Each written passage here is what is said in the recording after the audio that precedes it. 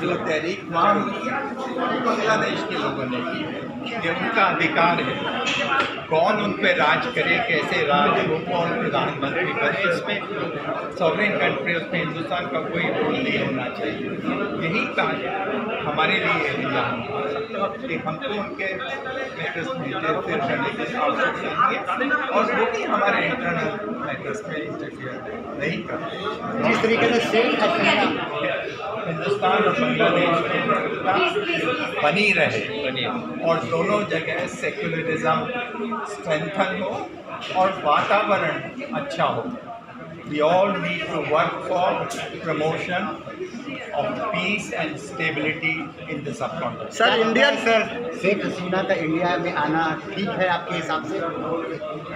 ये फीलिंग्स उनके यहाँ नहीं आने चाहिए।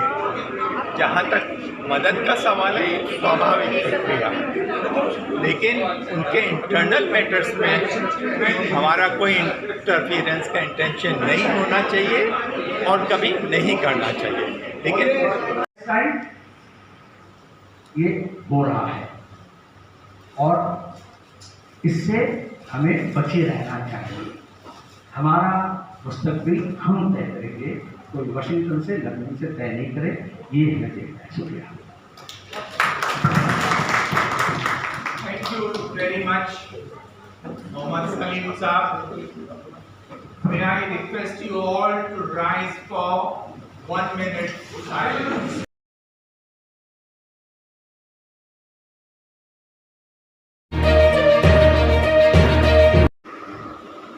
Centre for piece and progress के नाम पर एक प्रोग्राम भारतीय भाषा परिषद में आज किया गया। इस मौके पर बहुत सारे डिग्निटरीज़ ने अपनी बातें रखी, जिसमें ओम प्रकाश, अब्दुल अजीज़ और मोहम्मद सलीम, इमरान हसन मौजूद थे। इसके अलावा ओपीसी ने अपनी तमाम बातें रखी। इस मौके पर मोहम्मद सलीम ने जिन बातों की तरफ इशारा किया, उससे ये साफ जाहिर होता है कि ये पॉलिटिकल लड़ाई नहीं है, बल्कि हक़ की लड़ाई है। और इस हक़ की लड़ाई में कहीं ना कहीं शेख हसीना को मात खानी पड़ी। शेख हसीना अगर वक्त रहते हालात को समझती तो आज उनके साथ ये नहीं होता। दरअसल शेख हसीना ने एक तरह से जुल्म किया है उन बांग्लादेशियों स्टूडेंट्स पर जिनके हक़ को वो समझ ना सके। और अपनी बात रखते हुए मोहम्मद सलीम ने कहा कि इसको समझने की कोशिश करें कि ऐसा इसलिए होता है कि जब जब अराजकता का दौर शुरू होता है तो मुल्क में तबाही इसी तरह आती है। किराए का मकान है, कोई मालिक के मकान थोड़े ही है। It's a question of democracy. लेकिन दिक्कत इस बात की होती है कि बर्तन में बैठते हैं वो अपने को खुदा समझते हैं। ऐसा उसको जरूरत ही है, लेकिन ऐसा वो समझते हैं। और कुछ लोग उसे खुदा बनाने के लिए लग जाते हैं, चाहे वो मीडिया में हो, चाहे पॉलिटिक्स में हो, चाहे सोसाइटी में हो, चाहे इंटेलिजेंसिया में हो। लेकिन मेन इशू है डेमोक्रेसी। यहाँ कई लोग बोले हैं कि बांग्लादेश में अभी जनवरी में चुनाव हुए, दिसंबर जनवरी में, लेकिन पॉपुलर मैंडेट अगर इलेक्शन में रिप्रेजेंटेड नहीं होता है और धांधली होती है, तो अगर पैलेस डिसाइड नहीं कर सकता है तो स्ट्रीट्स को डिसाइड करना पड़ता है। अगर संसद में फैसला नहीं होता है तो सड़क में होता है, दुनिया के किसी भी कोने में। दूसरी बात यह है कि जियोपॉलिटिकल सिचुएशन देखिए आप, साउथ एशिया। हम यहाँ इतनी बात कर रहे हैं 2014 के बाद, ये सब बात करने के लिए साथ थी साउथ एशियन रीजनल कोऑपरेशन। हमने 2014 से उसको ताकत उठाया। हमें कोई फिक्र है, हम सबसे बड़ी मुल्क है साउथ एशिया के। इंडिया गवर्नमेंट का फैसला है, पाकिस्तान से तो विरोध था, बायलैटरल मामला था, लेकिन आज साथ नहीं है ही। और हम यहाँ बैठे हैं बांग्लादेश के लिए बारे में फैसला करें। जमहूरियत में अपने अपने मुल्क और ऐसा सॉवरेन कंट्री, और ये इतना भी এত অহমিকা থাকা উচিত নয় যে আমরা বাংলাদেশকে স্বাধীন করেছি। বাংলাদেশ সেখানকার মানুষ লড়াই করে স্বাধীন হয়েছে। ভারত পাকিস্তানের যুদ্ধ হয়েছে, সেটাকে নিয়ে আমরা বিজয় প্রাপ্ত হয়েছি। তাতে বাংলাদেশের মুক্তিযুদ্ধ ত্বরান্বিত হয়েছে, মদত হয়েছে। কিন্তু প্রথম বাংলাদেশ বিরোধী মনোভাব তৈরি হয় যদি আমরা মনে করি, এবং ইন্ডিয়া অ্যান্টি ইন্ডিয়া মুভমেন্ট ওখানে তৈরি হয়, অ্যান্টি ইন্ডিয়া সেন্টিমেন্ট তৈরি হয়, তখন আমরা এই বিগ ব্রাদার হিসেবে মনে করি আমরা তোমাদের স্বাধীনতা দিচ্ছি। নো, কেউ কাউকে স্বাধীনতা দেয় না, নিজের দেশের লোককে স্বাধীনতা দেয় না, অন্য দেশকে স্বাধীনতা দেয়। পরিষ্কার কথা, এই अहंकार থাকা उचित है। और अभी जो लोग ये समझ रहे हैं कि यहाँ इनकलाब हुआ है तो वो भी गलत है, तो वो इनकलाब समझते नहीं। बेशक मास मूवमेंट हुआ है, स्टूडेंट मूवमेंट हुआ है, लोग आए हैं, हुकूमत के खिलाफ सड़क खोलते हैं, और जब भी ऐसे बदलाव होता है ना, हमारे मुल्क में नहीं हुआ, हमारे बंगाल में नहीं हुआ। अभी अच्छा लग रहा है कि लोग हिंसा के बारे में बहुत फिक्रमंद हैं। हमें कंडेम करना चाहिए हिंसा, चाहे यहाँ हो चाहे वहाँ हो, चाहे दुनिया के किसी भी कोने में, चाहे वो रफा कैंप में हो, चाहे फलस्तीन में हो, चाहे बांग्लादेश में हो, चाहे यूपी में हो, चाहे बंगाल में हो, चाहे बर्मा में हो, चाहे और भी किसी जगह हो। हम अगर हिंसा के विरोध में हैं तो देश से ऊपर उठ के बात करना चाहिए। हमारी हिंसा भालो, तुम्हारी हिंसा खराब, এটা হওয়া উচিত। अब वहाँ के लोग इंटरिम गवर्नमेंट बनाए हैं, वो लोग फैसला करते हैं। हम जजमेंट नहीं कर सकते अच्छा या बुरा, हमारा अपना पॉलिटिकल समझ है, लेकिन इस तरह के डिस्कशन में हम जजमेंट नहीं दे सकते कि हमको कोई আমাকে তো বিচারপতি বানায় যেটা ভালো হয়েছে কি মন্দ হয়েছে, टाइम से हमें ये देखना पड़ेगा जो विषय दिया गया वहाँ तो माइनॉरिटीज के ऊपर अटैक हो रहे हैं। अटैक तो हो रहा है, पॉलिटिकल तो हो रहे हैं, अवामी लीग के कई लोगों को मारे गए, कम्युनिस्ट पार्टी के लोगों को मारे गए, कम्युनिस्ट पार्टी के डिस्ट्रिक्ट सेक्रेटरी कत्ल हुए, जर्नलिस्ट थे, अवामी लीग की महिला, हम सपोर्ट नहीं करते, लेकिन स्टूडेंट लीडर मुस्लिम में हिंदू मुसलमानों के रेप किया गया और मारा गया, कौन उसको याद देता है? यहाँ पे कुछ लोग जस्टिफाई कर रहे हैं, जस्टिफाई नहीं करना चाहिए। रेप इज रेप, आर्थिक हो और बांग्लादेश हो, मंदिर भांगा हो বা মসজিদ ভাঙা হোক, দুটোই হবে। সেজন্য we have to condemn this. Whatever violence, particularly targeting minorities and religious places, মন্দির এখানে, কিন্তু আমরা বলছি প্লেসেস অফ ওয়ার্শিপ। মসজিদ ভাঙলে হয়ে করবো আর মন্দির ভাঙলে কাঁদবো, এই একরূপ হওয়া উচিত নয়। তাহলে প্লেসেস অফ ওয়ার্শিপ কেন ভাঙা হচ্ছে? কারণ হেটেড হচ্ছে তো একটা ধর্মের বিরুদ্ধে। এই জন্য আমরা বলি ধর্ম আর রাজনীতিকে মেলানো উচিত নয়, কারণ ধর্মাশ্রিত রাজনীতি হলে আমার ধর্ম अपने अपने धर्म का मत बचाओ सो, रास्ते सब जाते हैं एक ही करते हो, लेकिन वो देखने का फर्क हो जाता है। तीसरी बात है, आपने यह सही कहा, जियो पोलिटिकल सिचुएशन। देखिए बांग्लादेश में अलग अलग इंटरेस्ट काम कर रहे हैं, Pakistani interest, Indian interest, Saudi interest, Chinese interest, American interest, तुर्की इंटरेस्ट, और नहीं जापानीज इंटरेस्ट, मलेशियन, इंडोनेशियन, हमारे तो नहीं काम कर रहे। आजकल दुनिया का ये जियोपॉलिटिकल सिचुएशन ऐसे है कि अलग अलग मुल्क के एजेंसीज, डायरेक्ट नहीं indirect, political parties, civil society, NGOs अलग अलग तरीके से वो इन्फ्लुएंस करते हैं पॉलिटिकल हैपनिंग्स को। हमें अपने डेमोक्रेसी को सेफगार्ड करना है, हमें देखना है कि हमारे अंदरूनी मामले में कोई मुदाखलत नहीं करे। अगर हमारे मुल्क में कोई मुदाखलत करता बहुत बुरा है, तो बांग्लादेश के मुल्क में भी हमें मुदाखलत नहीं करना चाहिए। आज़ादी का मतलब ये होता है, उसकी आज़ादी को हमें हमारा फेलियर क्या होगा? आज 7 मुल्क में कोई भी मुल्क हमारे साथ क्यों नहीं? भूटान नहीं है, अभी मालदीव में जयशंकर जी गए, अभी सस्ता सा छोटा सा मालदीव है, जब वहां के इंटरनल कुछ होता तो हमारे यहाँ फौज गया, नेवी गया, और आज वो कहता है इंडिया गेट आउट। अभी हम समझे हैं कि जाना चाहिए। हम विश्व गुरु नहीं हो सकते अगर हम रीजनल गुरु नहीं होते।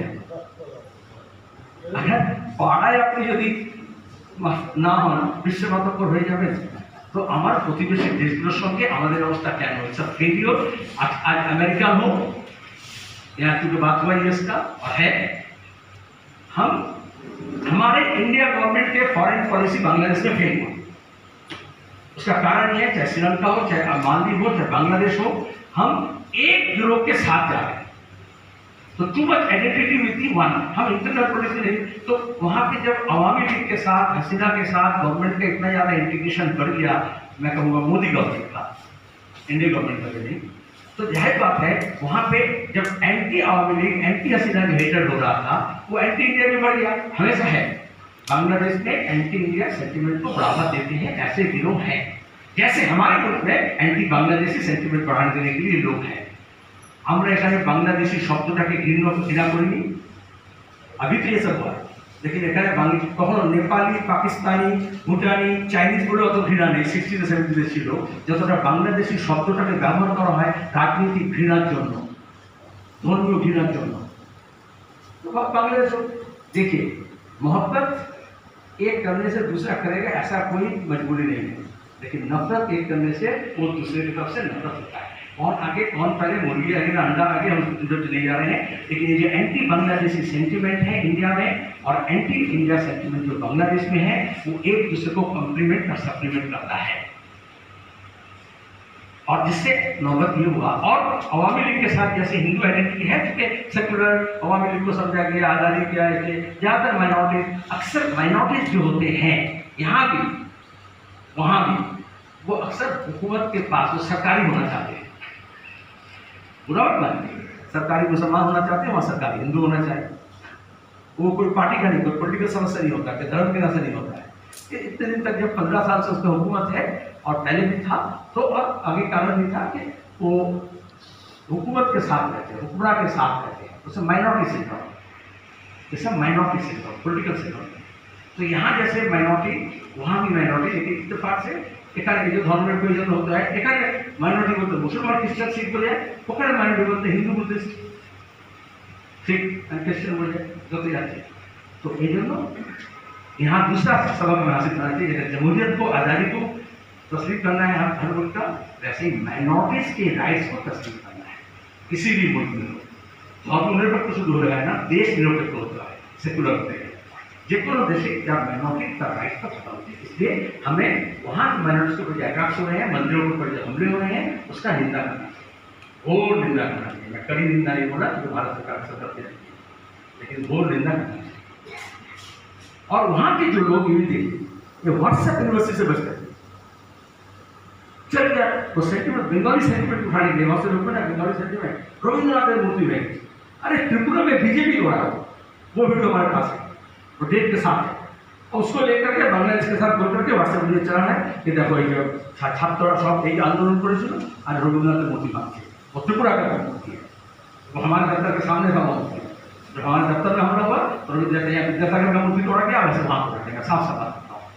दूसरा एक मूर्ति दिखाया गया, रविंद्रनाथ का बुक किताब है, हाथ हाथे बोई आचे और ताते छोड़ा लगाना चाहिए। अरे वहाँ बुक फेयर में वो एग्जीबिशन लगाया गया था, वो सिंबलिक ये प्रोटेस्टर्स का, ये रविंद्र भावना के खून करा होते, उसको यहाँ दिखाया कि देखो रविंद्रनाथ है, मुझे छुरी लगी थी। वो होता है यहाँ से जब पूजा के टाइम में मुजाहरा होता है, ऐसे वहाँ डेमोन्स्ट्रेशन था कि रविंद्र भावना के खून करा होते। সেটাকে এখানে হোয়াটসঅ্যাপ ইউনিভার্সিটি আর কিছু আইটি সেল আছে গোটা দেশে, যারা বাংলা জানে না, রবীন্দ্রনাথ জানে না, তারা চালিয়ে দিল একদম গোটা देश देखो ওখানে रविंद्रनाथ है। इससे बच के रहिए, नफरत उससे और ज़्यादा बढ़ता है। बांग्लादेश एक यूनिक मुल्क है पूरी दुनिया में जो लैंग्वेज के नाम पर आज़ादी की लड़ाई करे, पाकिस्तानी रेजिम के खिलाफ लड़ी, उसको हमें श्रद्धा करना चाहिए। एक दो है, लोग यहाँ भी ऐसे विरोध तैयार हो रहा, आप लोग ख्याल कीजिए, माइनॉरिटी लैंग्वेज रिलीजियस नहीं, बेंगली और हिंदी के नाम पर ये पोक्को করে রোজ গালা হচ্ছে, ওটা এইভাবে হিংসা হয় এবং ওটা কাউন্টার প্রোডাক্টিভ হয়। আমাদের এখানেও প্রতিদিন এই পক্ষ করে বাঙালি অবাঙালি ভাগাভাগি করাচ্ছে। मैं भी उर्दू से हिंदी बोला ना, हमारे टीचर में जाएगा, उसके नीचे बांग्ला पक्ष लिखता है, बांग्लाয় আছে और हिंदी कविता বলছে না, उर्दू कविता বলছে না। नफरत ऐसे बोया है, ये गलत है। लोग मजहब बदलते हैं, कन्वर्शन होता है, लोग नेशनलिटी बदलते हैं, एक मुल्क से दूसरे मुल्क में जाते हैं। हसीना का बेटा हो या खालिदा जिया का बेटा हो, दोनों दूसरे मुल्क का सैनिक है, ठीक है। लोग दौड़ पड़ते हैं प्रतिदिन, MLA की मंत्री ना सभी पढ़ते हैं, लेकिन कोई अपना मातृ जुबान नहीं बदलता है, जो है वो का जिंदगी जाता है। तो जो कल्चर बंगाली की बात जो कर रहे हैं हम, ये बंगाली नेशनलिटी उसका एक बहुत बड़ा मिसाल है। इसलिए हमारे इंडिया के लिए, हमारे हिंदुस्तान के लिए, खासकर बंगाल के लोगों के लिए, कलकत्ता के लिए हमारा ये एहसास होना चाहिए, peaceful, stable, secular democratic Bangladesh को, ये इंडिया का वेस्टेड इंटरेस्ट है। और ये सवाल एकदम नहीं उठना चाहिए कि हसीना को क्यों सेंटर किया गया, उसको हसीना कहाँ जाएगी, कहाँ रहेगी, वो अलग बात है। हम फख्र के साथ कहते हैं हमारा 5000 साल का हिंदुस्तान का तहजीब है। दुनिया की किसी भी कोने में जब भी कोई मजलूम हुआ है, हिंदुस्तान उसे पनाह दिया है और हमेशा देना है। लेकिन ये गलत है जब वहाँ मूवमेंट चल रहा है, यहाँ से अगर कोई जिम्मेदार अपोजिशन लीडर बोले कि एक्चुअली लोग क्यों करते हैं नहीं आपको, और बीएसएफ को आप बोलो तो रोक के रखो, कोई आने नहीं दो, तो कौन सा पॉलिटिकल फैसला है, कौन किसकी बात करता है? दोनों को बोलेंगे। या चीफ मिनिस्टर भी अगर बोले जब मूवमेंट चल जाता हमारा दरवाजा खुले तो जल्दी आपके घर चले आसो, it's not a state matter, it's a central government चाहता है। तो आप ये धोखा क्यों दे रहे हैं? Actually the whole problem is unfinished task of partition. जो anti India, anti Hindu sentiment Bangladesh में है, जो anti Muslim, anti Bangladeshi sentiment India में है, वो दोनों का फ्लो आता है कि अनफिनिश्ड टास्क ऑफ पार्टीशन। कुछ लोग ये समझते हैं कि मजहब के नाम से कोई बंटवारा हुआ, फिर मोहम्मद सलीम यहाँ क्यों है? उसी तरह से उनके काउंटर भाई वहाँ है, मसले भाई, या उसको बोलते हैं को ब्रदर साधु भाई, वो बोलते हैं तुम्हें मजुमदार, तुम्हें चौधरी, तुम्हें एखाने का। तो ये एनआरसी और सीए का मामला है। इसलिए कुछ लोग वहाँ इनकरेज कर रहे हैं वहाँ के हिंदू यहाँ आ जाए, कुछ लोग वहाँ पे डिस्टर्ब कर रहे हैं ताकि वहाँ के हिंदू चले। दोनों का मकसद एक है, झंडा अलग है। और यहाँ भी कुछ लोग ये चाह रहे हैं कि वहाँ कोई ये अनफिनिश्ड टास्क ऑफ पार्टीशन एक नहीं होगा, सिर्फ हिंदू यहाँ आएंगे ऐसा बात नहीं है, दूसरे साथ ये भी होगा तो फिर आप यहाँ क्यों? तो जो अखंड भारत की बात करते हैं ऑलरेडी खंडित किए हैं, इसे और खंडित मत करो। एक घर को 3 घर बनाए हो और कितने घर बनाओगे? हमें बांग्लादेश में पिछले कई साल से सोशियो इकोनॉमिक डेवलपमेंट हुए हैं जो वेस्टर्न वर्ल्ड अच्छे ढंग से नहीं देख रहे हैं। बांग्लादेश का rate of growth world bank के आंकड़े से, सोशल डेवलपमेंट इंडेक्स से, एजुकेशन से हम 60 कंट्रीज के अंदर पाकिस्तान और इंडिया से भी बेहतर है। यहाँ जो लोग समझाते हैं ना कि इन्फ्लेशन हो रहा है, इन्फ्लेशन हो रहा है, अभी उल्टा रिवर्स हो रहा है। Any given point of time 10 lakh हमारे यहाँ के लोग वहाँ या तो पढ़ रहे हैं, या नौकरी कर रहे हैं, या मार्केटिंग कर रहे हैं, और वहाँ के लोग यहाँ रहे हैं। हमारा इकोनॉमी नहीं चलेगा अगर हम बांग्लादेश से बेटर इंटीग्रेशन नहीं करेंगे। बांग्लादेश भी सक्सेसफुल नहीं होगा अगर वो इंडिया से बेटर इंटीग्रेशन नहीं करेगा। लेकिन आज की जो जियोपॉलिटिकल सिचुएशन है, समझ लीजिए वेस्टर्न पावर ईस्टर्न मेडिटेरेनियन से लेकर के पैसिफिक तक वो अपना सियासत चलाना चाह रहा है।